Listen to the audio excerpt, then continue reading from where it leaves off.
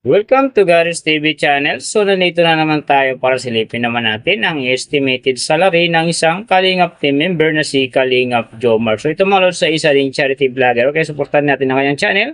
Pero siyempre huwag nyo rin kalimutan na isama sa pag-support ang Jomcar Love Team and then yung kanyang love team na si Carla Tapular Vlogs. Pero siyempre mga lods huwag nyo rin kalimutan na isama sa pag-support ang aking channel. So ito ay request naman ni Joy Evangelista. So idol, maraming salamat sa iyong request and then siyempre sa pagsubaybay mo sa aking channel. Ingat ka palagi dyan and God bless. Sa mga lods, kung bago pa kayo sa aking channel, pakiclick naman ang subscribe natin and then siyempre pakipost na rin ang notification bell para lagi kayong updated sa ating video. So ano pa ba ang hinihintay natin mga lods? Let's go!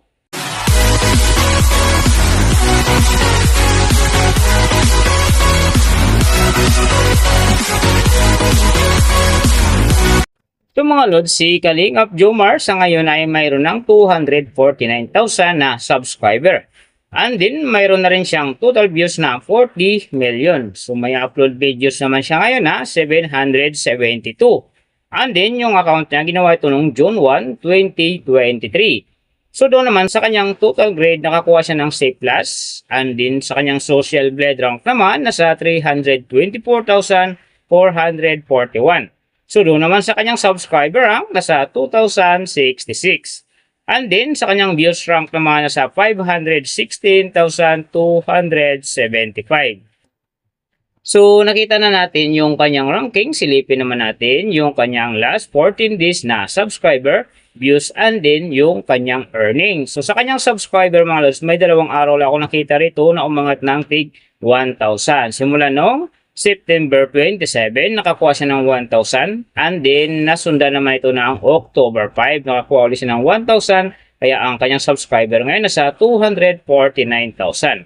So, doon naman sa kanyang views mga lods na mga ganda rito, September 25, nakakuha siya ng 83,000. And then, pagdating naman ng October 1, nakakuha siya ng 123,000. So, pagdating naman ng October 3, nakakuha siya ng 105,000. So yan ang magagandang views na nakuha niya mga lods. So doon naman sa kanyang earning, tingnan natin dito yung October 5. So sa kanyang low estimated, nakakuha siya ng $9. And then sa kanyang high estimated naman, nakakuha siya ng $139. So ang mga yan naman mga lods, daily summary lang.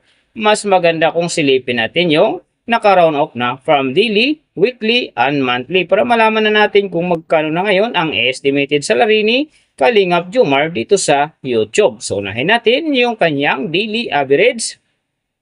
So sa daily subscriber, nakakuha siya ng 133.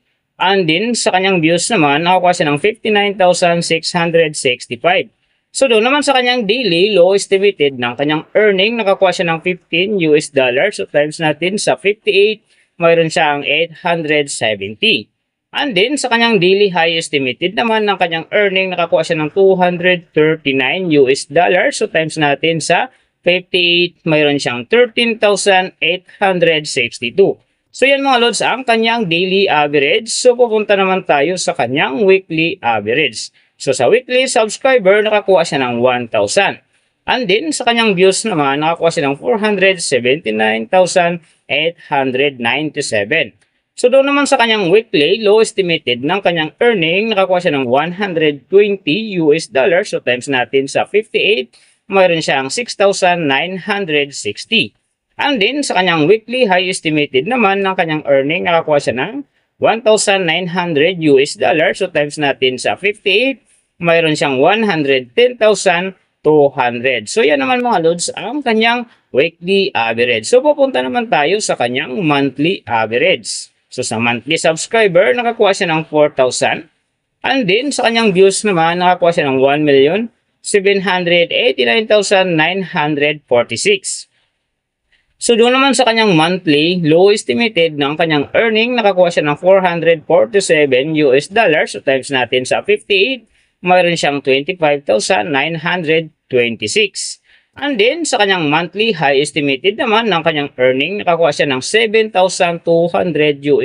So, times natin sa 58, mayroon siyang 417,600. So, yan naman mga lods ang kanyang monthly average. And then, yung nababanggit ko rito or nakikita nyo is pawang estimated lamang yan nakabis lang tayo sa Social Blade website. Isang public website yan na kahit sino pwedeng mag-open para malaman kung magkano na ang estimated salary ng ating mga iniidolong YouTuber, vlogger, or influencer. And then mga lagi kong sinasabi na laging natutupad yung low estimated kasi nga hindi talaga natin kayang i-demand sa ating mga viewers na huwag mag-skip ng ads. Pero pwede pa rin naman yan maging times 2, times 3, or maging times 4 pa yan kapag ang isang vlogger nakapag-viral ng kanyang video. Pero siyempre mga lods, kung supporter ka ni Kalingap Jomar, huwag ka nang mag-skip ng ads dahil big help yan sa kanyang channel and then siyempre sa mga kababayan natin na kanyang tinutulungan dahil siya ay isang charity vlogger. Pero siyempre mga lods, huwag nyo rin kalimutan na huwag na rin i-skip ang aking ads dahil big help din sa aking channel and then siyempre sa aking mga personal na adikain. So mga lods, kung nagustuhan nyo ang video na to, pakiclick naman ang subscribe natin and then syempre pakipost na rin ang notification bell para lagi kayong updated sa ating video. So big thank you sa lahat ng mga sumusuporta sa aking channel. Sa magsusupport pa lang, ingat kayo palagi and God bless. At sa nagabayan kayo palagi ng Panginoon sa ginagawa niyo araw-araw.